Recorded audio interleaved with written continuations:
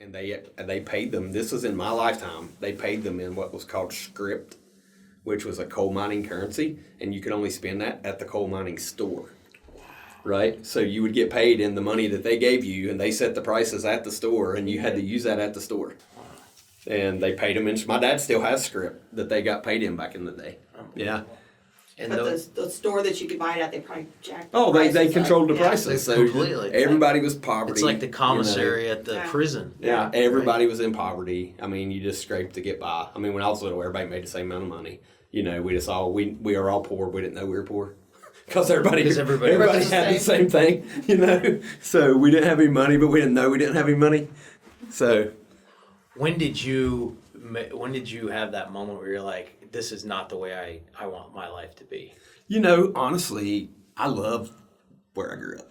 It wasn't that I didn't want my life to be that way. It just, my dad always told me, don't do what I did. Okay. I want you to go to college and all that. So I didn't really ever have a moment, if you will. In fact, right out of college, I didn't have a job at the time. I actually applied for a job working in like the warehouse of where my dad was a coal miner. So he did the parts and all that, and I was actually going to work there. That before I actually got into working in finance. So I didn't really ever think like, I don't want to do this. I don't think. My brother does it. My brother's in the coal industry. No kidding. Yeah. And how is it different today for him than it was for your He drives a truck. Okay. So he drives a coal truck and manages a crew of guys that drive a coal truck. Is it like we talk about clean coal? Is there such a thing?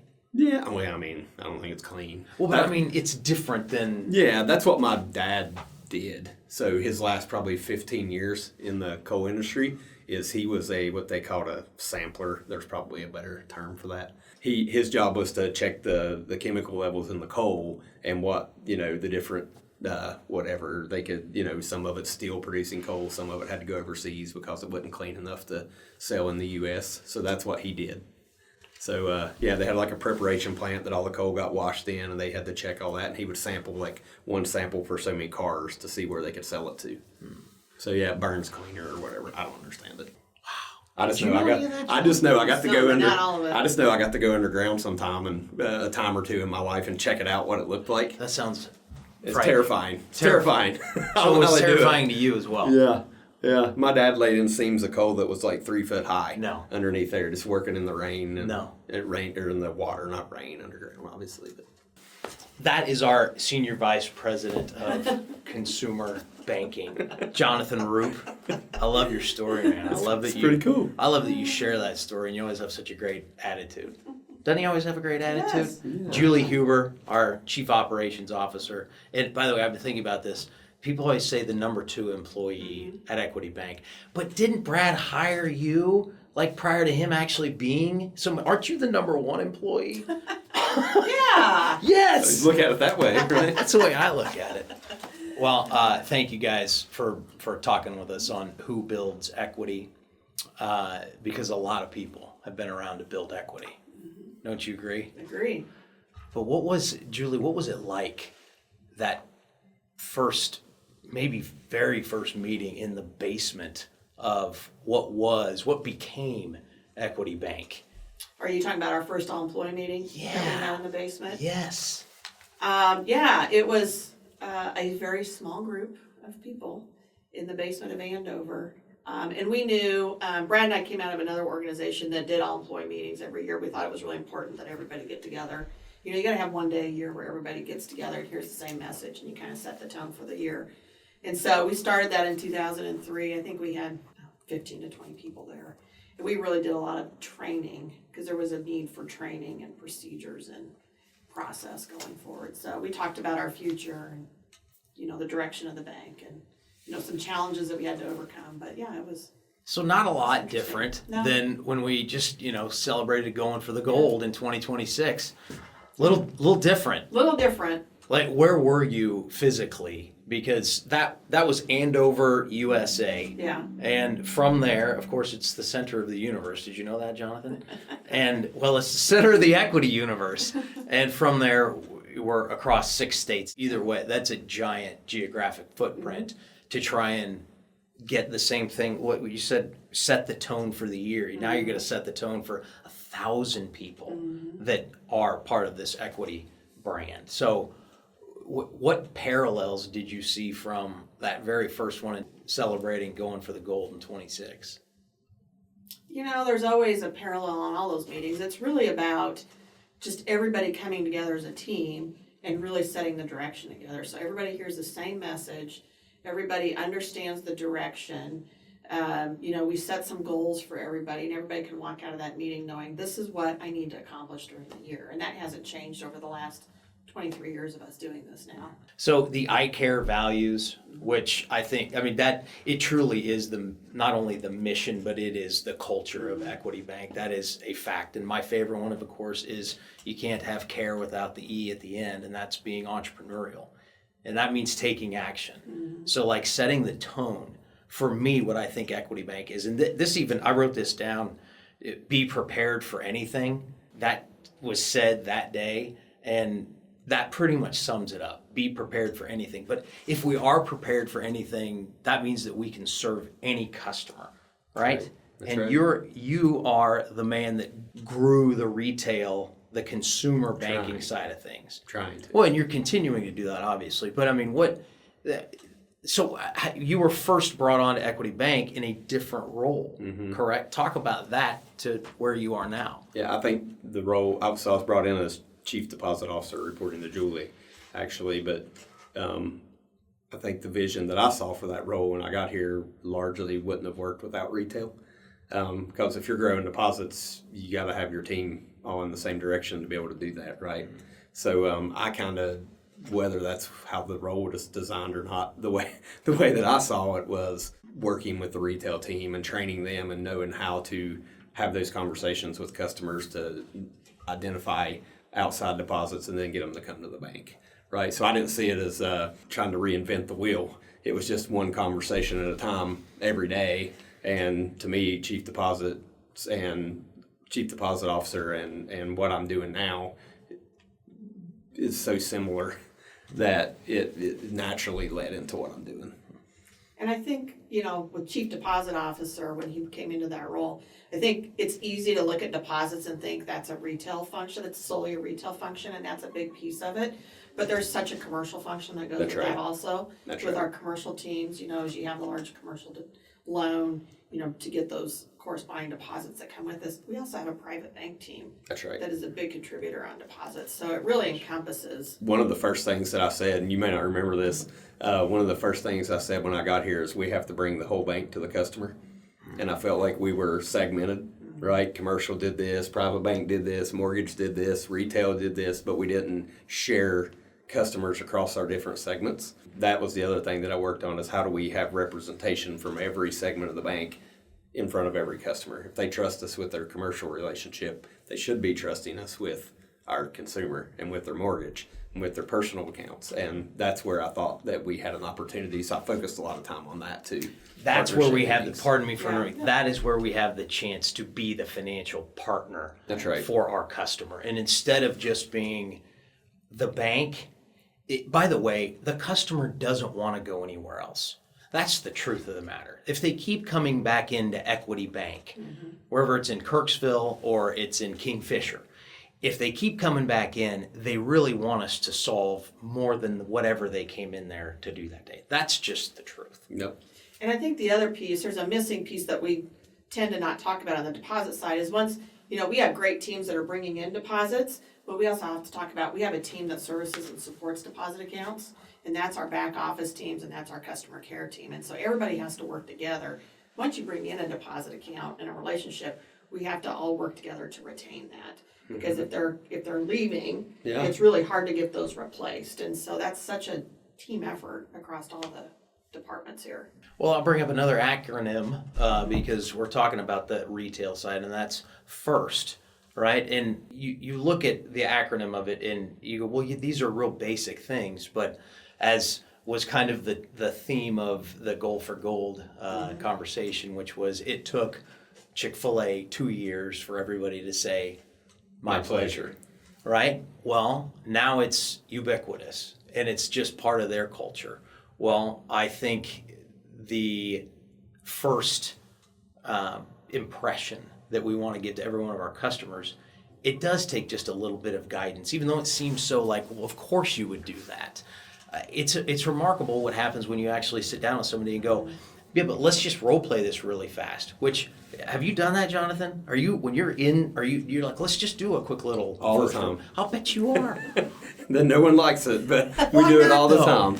I love it. Maybe it's because I love the role play, because it's like you practice. You just go, hey, Julie, you just talked about how important it is for us to get those deposits, and then what do we do so we maintain those Brandon, deposits? if I showed you my cell phone and my camera roll, you would probably think differently about me. But over the years, I'm not natural talking in front of a group and not natural leading a training team or whatever it is. So my wife has grown with me over the years. So when I was a bank manager or a personal banker even, I would have conversations with her and we would film it. And then I would pick myself apart. How are my hands? What did I stutter? Did I speak confidently? And then when I got promoted into a higher role, then I was talking to a team, and I would have my wife be one of my teammates, and we would film, and I would record what I looked like, and I would change my mannerisms and my habits. And I tell our team all the time, it's not just a customer's first impression, right? Is you. And everything from the way you stand, the way you talk, the way you interact with them, they remember that about the bank. And that's how important it is. When you think about who you do business with, I want to do business with someone who makes my life easier. All right, I just want to know what I'm getting. I want to take care of business. I want it to be easy, and I want to feel valued. And so I practice that a lot. So that's what I talk to my team about, or our teams, is you gotta be ready to go every time. So yeah, we do practice that. Well, practice. I'm glad you brought that up, and that's something you said, that you guys set the tone in your very first meeting with training. Training is practice, and oftentimes training has become more of a box-checking activity. Unfortunately, that's not really what it was intended to be. Right. But as let's just be honest. It's sort of like, well, to protect this, to protect that. Okay, wait a minute. How can we use it from not a protection standpoint, but from a practice standpoint? So it's now when I'm in front of the customer, I actually go, that was a fun conversation, because Julie told me that we got to have these deposits, and then we got to keep these deposits. But how do we do that? Jonathan, what do we do?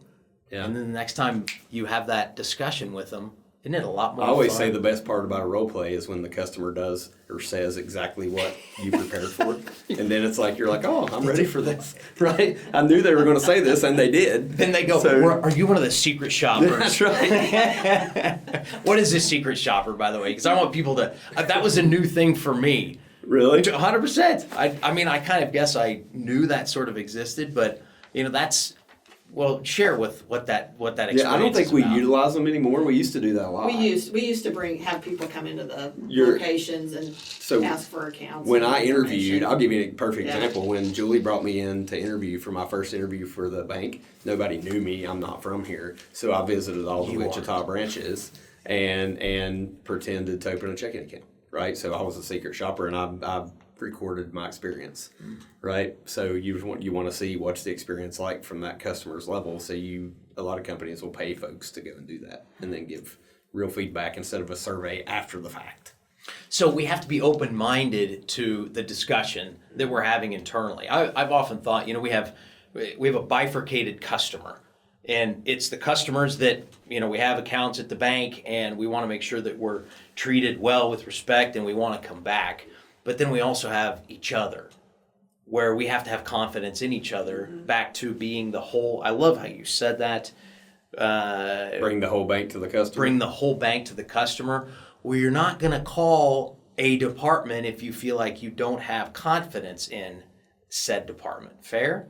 So we got to make the effort to go over and say, Julie, how we do? This is actually what you do every time. Everyone who's on Julie Huber's team, it says in the email signature, "We're here to help." Right. Is that? I'm on your team. I'm on your team. How can we help? Yeah. So it's like, that's one. It's simple, and two, it's like, but that's exactly what we want. Like, bring us in together, and I feel like we can live in a certain area because that's where our job is. By the way, again, it's back to not very much fun. If we only live in that or exist in that space, as opposed to thinking of us as a large organization that helps customers at every single level of wherever they are at their need, and we can meet that need. If we think of it that way, then we will reach out to the customer care team, for instance, and say, hey, I just had this particular thing happen. How would you handle that, for instance? So how does that happen with, where did it come from when you said we're on your team, how can we help? That was clearly intentional. Uh-oh. This is going back to Jonathan. We kind of did that together. I had a good friend in the bank who helped me come up with that slogan. So we were just having a strategy. I think just talking one day in a one-on-one, and we just kind of came up with it. Yeah, that's great. Because I was talking about, it's really important for the operations teams, the shared services teams, to understand that we're all on the same team and we're all working towards the same goal. But sometimes it gets hard to do that because when they're not customer facing and they're, it gets hard to kind of remember that on the other side of that. So it was really what's a phrase we can use to kind of help people remember we're all working together. We're all on the same team and we're all trying to achieve the same goal here. So how does that work along the way? I think it's a great phrase. I think it really brings it home. And it kind of reminds you every time you say it that, oh yeah, we are all on the same team. Working towards the same goal, again, I keep coming back to, it's just more fun, right? If you think you go in and you do your job, by the way, Equity Bank was, you'll have to tell me how many times it's been recognized as one of the best places to work. But this year I went to the lunch. I think we were all three. We were all three there. There were people talking about that the place that I work now, I used to work at some place where I would dread and I would sit in my car and not want to go in. And you get the thought that that's just because you're lonely, that you're not having any fun there. Well, you're not having any fun when you're all by yourself. And I don't think you can't have an organization. Right. You can't bring the whole bank to the customer if you think you're all by yourself. Mm-hmm. In your travels across our magnificent footprint, how do you relay that? Because even though we all have the same culture, we're still trying to develop a more standardized culture, if you will. Is that fair to say? I am fortunate enough, I get to travel, and so does John. We get to travel to all the locations, which is just one of the highlights of my day every time I get to do that, and go visit with our branches and our personnel, the people who are really working with our customers on a day-to-day basis, face-to-face. What's really fun for me, though, is every location and every region that we're in really has its own personality. So depending on the customer base, depending on the area of the country that they're in, depending on how the employees take that on, there really is a different personality in every location that I go into. And it's so fun to see that because people can bring out their local pride and their local energy into all those places. So that's so fun, and I'm so glad as a bank we embrace that. We really recognize there is a metro market and there is a community bank market, and they're so totally different, once you get in there. And then within those markets, they're all different inside of there. And so we allow people the freedom to really, embrace that culture along the way.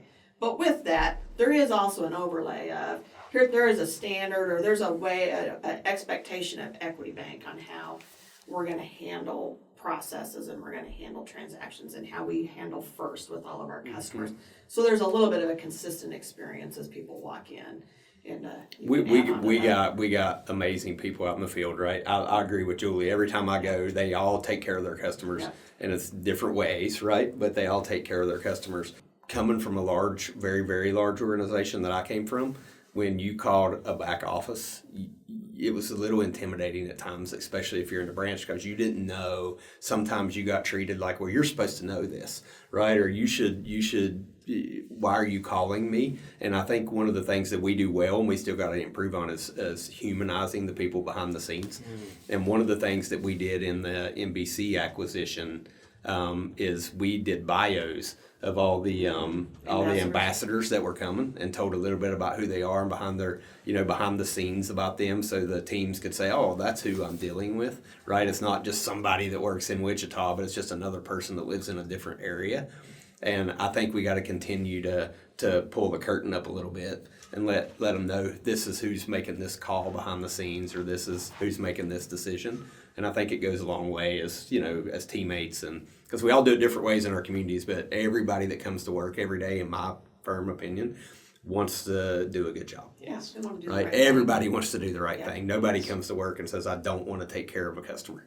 Right? So we just got to find ways to make it easier to take care of customers and pull back the curtain a little bit. I totally agree with that. And even more is fun. That's, I guess, the theme for this for me is you said the freedom that we give people within this standard of excellence of how we treat folks. Right. That's what a brilliant thing to be able to be a part of. And I say this, and I don't know that people actually think that it's true, but if you do have an idea and you think it's going to work really well within the culture of where you are, you really should take action on that and document it. If you're going to do what Jonathan does, which is grab his phone, but document that and say, hey, here's actually what we've done and here's how it's worked and it's improved this particular thing that you wouldn't know about because it's unique to our area. I think in a lot of organizations, people would say, oh, you can't do that. Because as soon as it gets up to wherever it gets up to, you're going to get smacked down. Yeah. Know your role. Maybe the worst phrase I've ever heard in my life, which is stay in your lane. Stay in your lane. That's what I meant. Know your role is a good one. Stay in your lane is a bad one. But Julie, wouldn't you agree that if you think that this is actually going to be a good solution, that's leadership is going to go. It is leadership. Rock and Let's roll. talk about it. Yeah, absolutely. Yeah. And then support, and not only supported, but probably celebrated. Yeah. You'll be one of those people who was on the screen there that actually got an award Yeah. that said, look what you did. I think I say, Julie's probably heard me say this 100 times. Every good idea of anything that I've helped implement since I've been here, I didn't think of. Right? I unfortunately, or fortunately, I guess, get the pleasure of people thinking that I came up with these ideas, but I really didn't. And where we can do a better job is recognizing the people that come up with these ideas, and then communicating out to the field more to say, hey, this person, came up with this idea, and here's how it's helped the bank. Early pay. I didn't think of it, right? Someone else did, and we figured out a way to implement it. By the way, that tells us how we all need to step up and say, I need to fan the fire of this person who did something really cool, because it's also going to create a spark in me, because eventually if you're supporting somebody else, hey, look at all the great things they did, it's probably going to make you go, I'd like to maybe get a little recognition myself, right? That's the competitive spirit in a friendly way where we all benefit, right? And abundance is sort of the outcome of that.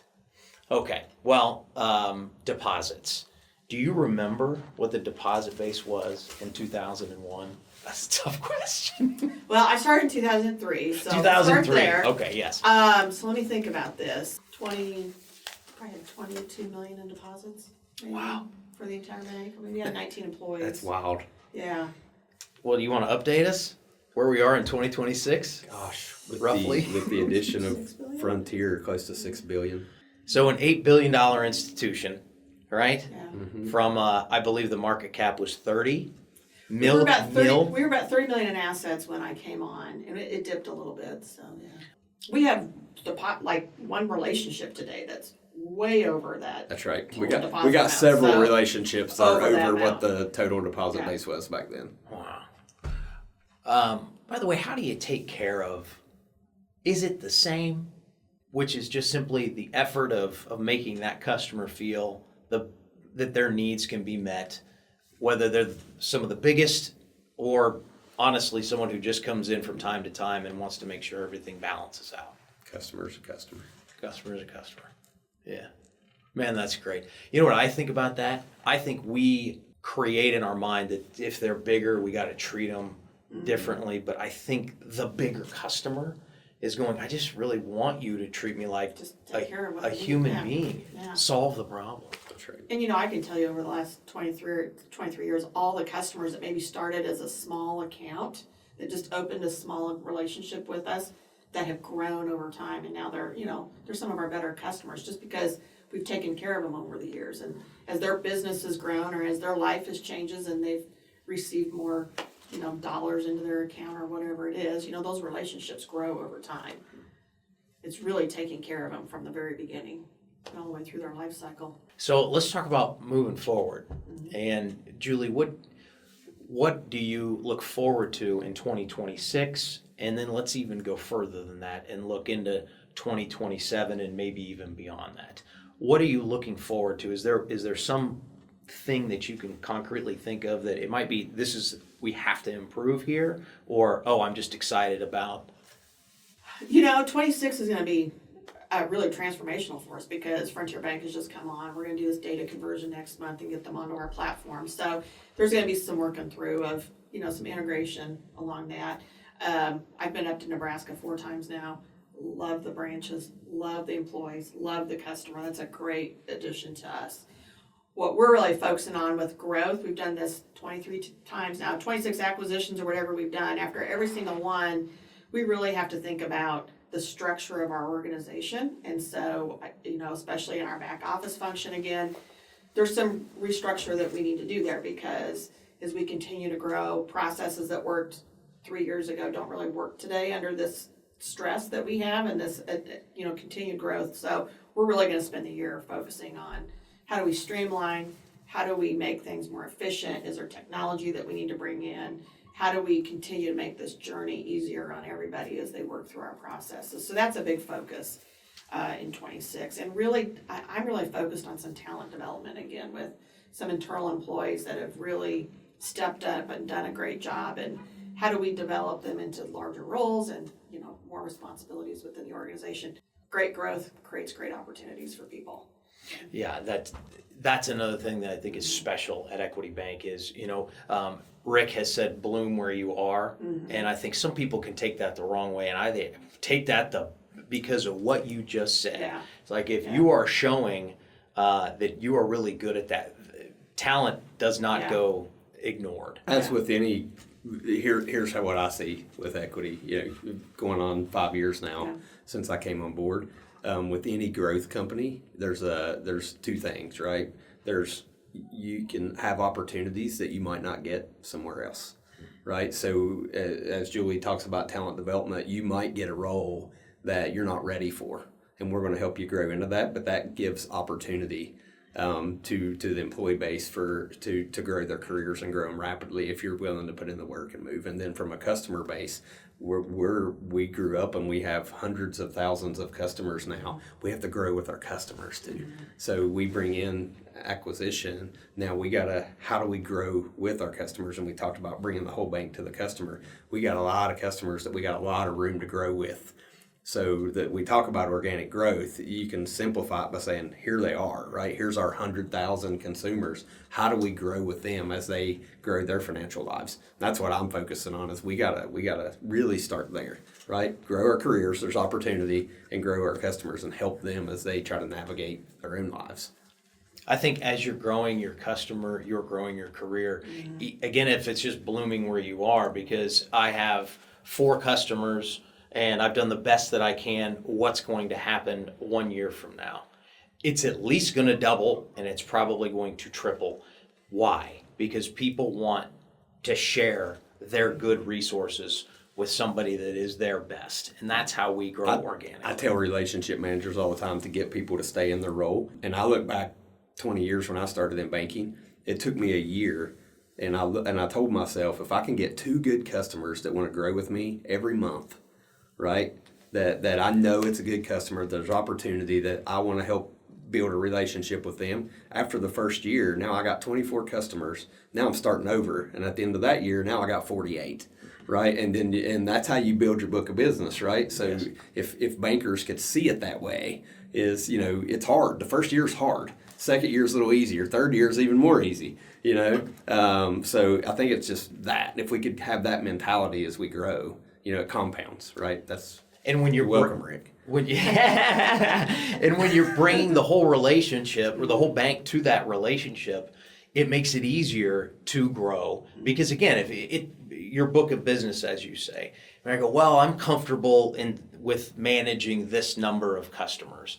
How do you step out of that and double and triple and so on? You have to include the rest of the talent that exists. Which means, by the way, I do that because I can't remember it all. The reason you're CC'd on that email in that department is not just because I want you involved, it's because I can't remember. I mean, let's just be honest about it. Like, that's just a good way of making sure that there's this continual feedback loop internally so that we are, oh, hey, did you think about this idea? Or did you think, plus it makes us all want to help each other. Does that make sense? Does that make sense? Yeah. I want to ask you, Jonathan, about from when you started in banking 20 years ago in a different institution to your time with Equity Bank now in 5 years. What's been the biggest difference in banking from when you started, and what makes Equity Bank substantially different? So I'm going to start with the second half of that question. And I think I've said this a couple of times here. I spent 15 years in another organization, and I learned more about banking in 5 years here. And that's what's great about equity. If people can latch onto that, at larger organizations, you're in your lane, and you just operate in your lane, right? And that's all you know. That's all you're learning. And at Equity, we've grown so fast, you have to learn all aspects of banking. And I tell folks all the time, I learned more here about helping customers, number one, but number two, just how a bank operates than I ever learned prior.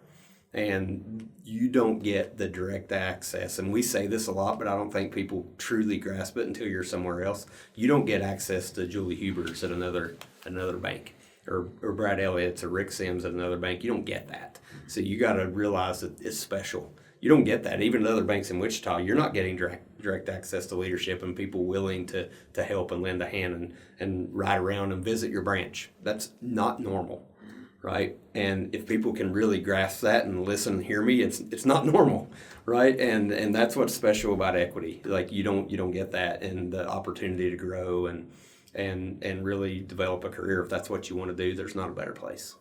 There's not a better place.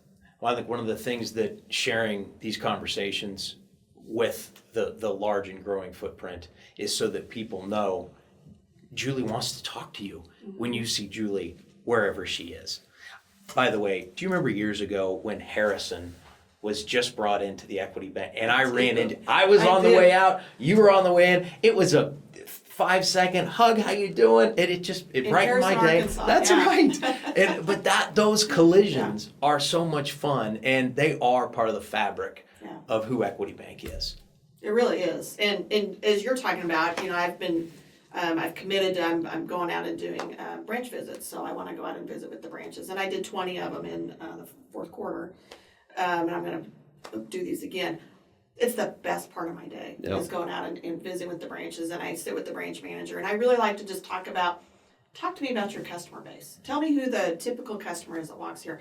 And to watch them talk excitedly about customers and specific customers and what they do. And we talk about scorecard results and just to watch the energy. And we've got so many great employees in our branches, and they're so much fun to talk to, and highlight of my day, hands down, every single time. I'll tell a quick 30-second story. We had a banker in Arkansas last night that had been emailing me over the last couple of days. They had a customer getting retirement age, wanted to consolidate some funds.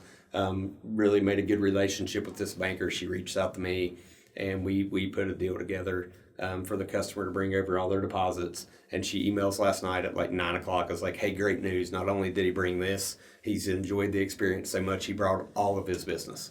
And, I copied Rick and Brad and a couple people in the emails like, hey, look what our folks are doing down in Arkansas, right? And we got to celebrate that over email a little bit. But she was so excited just to take care of the customer, make his life a little easier. And it really is that simple. I think we can sure complicate this thing. We can overcomplicate stuff sometimes. And it's that so. And oftentimes it's because we're focused on the noise rather than the signal. And the signal's what you just said. The signal's what you just said. Being in front of our producers, our people in the field, and with our customers. That's the signal.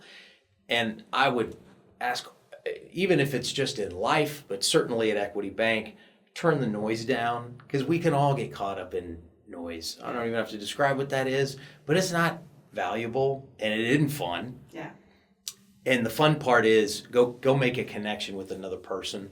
Go make another connection with your customer, and they're going to bring. One of my favorite things to say is every customer's got a little, I always use like a white sheet of paper on front of their chest, and they have a need. And our job as bankers is to make them actually tell you what it is, right? So it's blank, and we got to figure out what it is, because if I ask you if there's something financially in your life you wish was different, you'd say yeah, right? We all do. So all of our customers do too. It's our job to figure it out, right? And then go help them with it. not everybody's just going to tell you. And they're all different. Yeah, and not everybody's just going to say, hey, I have this need. You know, they're insecure about it maybe, right? And when we figure out that we're just all people looking for help, right? That's right. How can we help? That's right. I'm on your team. And how can we help? I'm grateful that I know you guys. I learned so much from you, and I'm grateful that I have access to knowing you guys both. Thanks for sharing with us Who Builds Equity. Great to be with you. Awesome. Thanks.